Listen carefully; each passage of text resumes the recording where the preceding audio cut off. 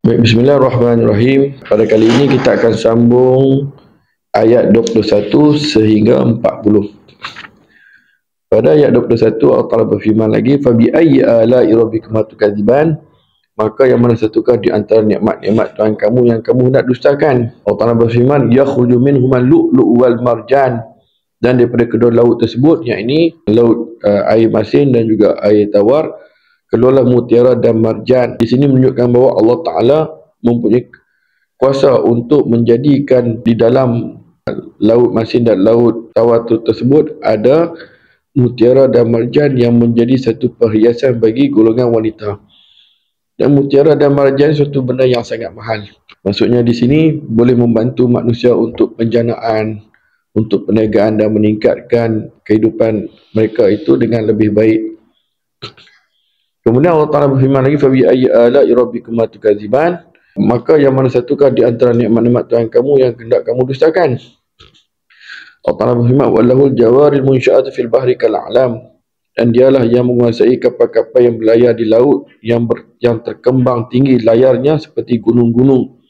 Di sini juga menunjukkan bahawa Allah Ta'ala berkuasa untuk memberi kemudahan kepada manusia untuk mencipta kapal-kapal yang boleh merentasi laut. Dan Allah juga lah yang menguruskan, yang menjalankan kapal-kapal tersebut. Sehingga dilihat kapal-kapal tersebut di permukaan laut, kapal-kapal tersebut apabila mempunyai layar, dan layar itu dikembangkan dan nampak seperti gunung-gunung yang sedang bergerak di atas permukaan air. Persoalannya ialah siapakah yang menggerakkan kapal untuk berjalan? Adakah enjinnya? Adakah layarnya? Di sini sekali lagi Allah Ta'ala menyebut dialah yang menguasai kapal-kapal yang berlayar di laut. Maksudnya Allah Ta'ala lah yang menggerakkan dengan segala nikmat yang diberi seperti angin, seperti gelombang laut, seperti papan yang boleh menampung, boleh timbul di atas permukaan air. Itu semuanya adalah nikmat-nikmat Tuhan yang diberikan kepada kita untuk kita berfikir siapakah yang menjadikan keadaan tersebut. Tentulah Allah Subhanahu wa Ta'ala. Fa bi ayyi ala'i rabbikuma tukadziban? Maka yang mana satu di antara nikmat-nikmat Tuhan yang kamu hendak dustakan? Sekali lagi Allah Ta'ala sebut daripada sekian nikmat tadi, nikmat kejadian pokok-pokok, nikmat kejadian matahari dan bulan, kemudian kejadian laut, dan kemudian Allah Ta'ala jadikan mutiara dan marjan di dalam perut laut. Kemudian Allah Ta'ala boleh menimbulkan kapal-kapal di atas permukaan air. Sekali Allah Ta'ala sebut, cabar kita, yang mana satukah di antara nikmat Tuhan kamu yang kamu hendak dustakan? Di sini Allah Ta'ala sebut kebesarannya, kullu man 'alaiha fan. Segala yang ada di muka bumi ini semuanya akan binasa. Kullu man 'alaiha fan wa yabqa wajhu rabbika dzul jalali wa ikram. Dan yang kekalnya adalah zat Allah Ta'ala, Tuhan yang mempunyai kebesaran dan kemuliaan. Daripada segi tauhid, yang disebut makhluk ialah kullu ma siwallah. Setiap sesuatu selain Allah itu adalah makhluk, dan sifat mereka ini akan binasa. Diciptakan oleh Allah Ta'ala daripada tiada kepada ada, kemudian binasa. Tetapi zat Allah SWT tidak bermula dengan tiada dan tidak berakhir dengan kemusnahan, dan zat Allah Ta'ala adalah kekal. Di sini Allah Ta'ala sebut Rabbika Zul Jalali wal Ikram. Jadi perkataan Zul Jalali wal Ikram ni bermaksudnya Zul Azamah wal Kibriya. Ini Allah Ta'ala mempunyai kebesaran dan kemuliaan yang mana tidak ada sesuatu pun yang seumpama dengan Allah Subhanahu wa Ta'ala. Dan juga nama Zul Jalal dan Zul Jalal wa Ikram ni juga ada disebut sebagai salah satu nama-nama Allah Ta'ala, sehingga Nabi SAW menyebut Alzu biyazal Jalal wa Ikram. Maksudnya serulah dengan kalimah Ya Zal Jalali wal Ikram, kerana ini adalah nama-nama Allah yang akan diberi mustajab doa orang yang berdoa dengan Ya Zal Jalal wal Ikram. Terdapat juga dalam hadis yang lain Ya Hayyu Ya Qayyum. Hadis yang lain meriwayatkan satu doa Ya Hayyu Ya Qayyum Ya Zal Jalali wal Ikram fa'aghisna wa la takilna ila anfusina tarfat ain wala aqall min zalika ya ni'mal mujib ya ni'mal maut ya ni'mal mujib. Jadi di sini ada penambahan yang saya letakkan di sini.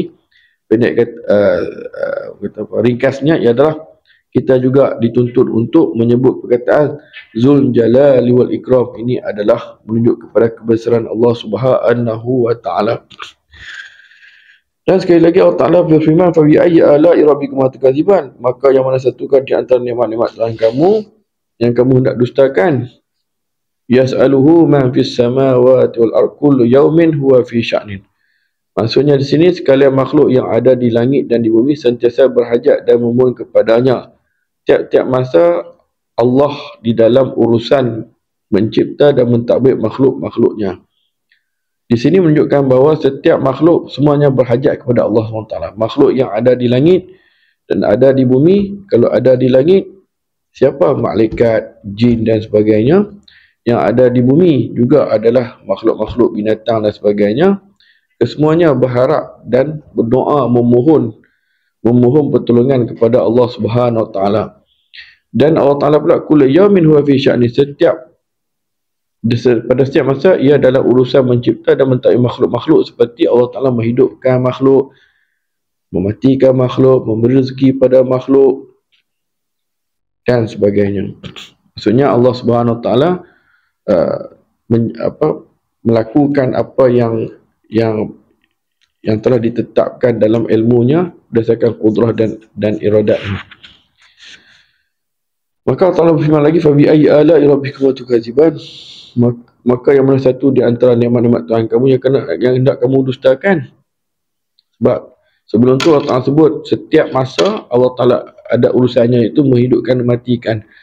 Jadi kehidupan kita ni juga begitu. Kita pun tak tahu rezeki kita di mana.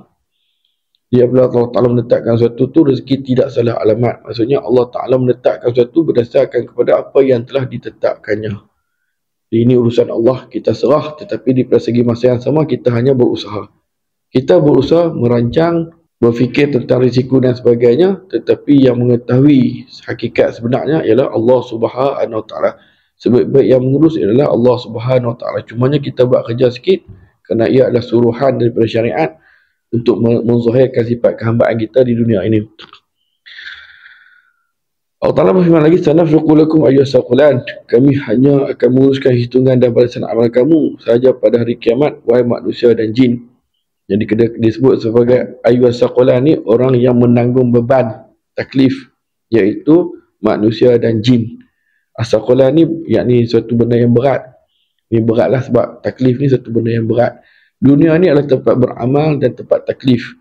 Jadi orang yang menerima tanggungan untuk beramal dan taklif ni adalah jin dan manusia.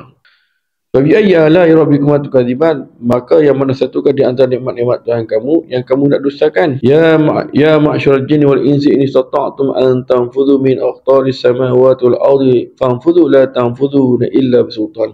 Wahai sekalian jin dan manusia, kalau kamu dapat menembus keluar daripada kawasan-kawasan langit dan bumi untuk melarikan diri daripada kekuasaan dan balasan kami, maka cubalah kamu menembus keluar. Kamu tidak akan menembus keluar melainkan dengan satu kekuasaan yang mengatasi kekuasaan kami. Masa akan dapat? Tentulah tidak dapat melainkan dengan bisultan, kekuasaan Allah SWT. Di sini dicabarnya jin dan manusia ni, kalaulah nak lari daripada Allah SWT, nak lari siksaan daripada Allah SWT, kita tak mampu. Semuanya dalam genggaman Allah SWT.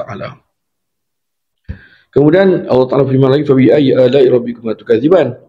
Maka yang mana satu di antara nikmat-nikmat Tuhan kamu yang kamu hendak dustakan? "Yursalu 'alaikum syuhadun min nari wa nuhasan fala tantasiran."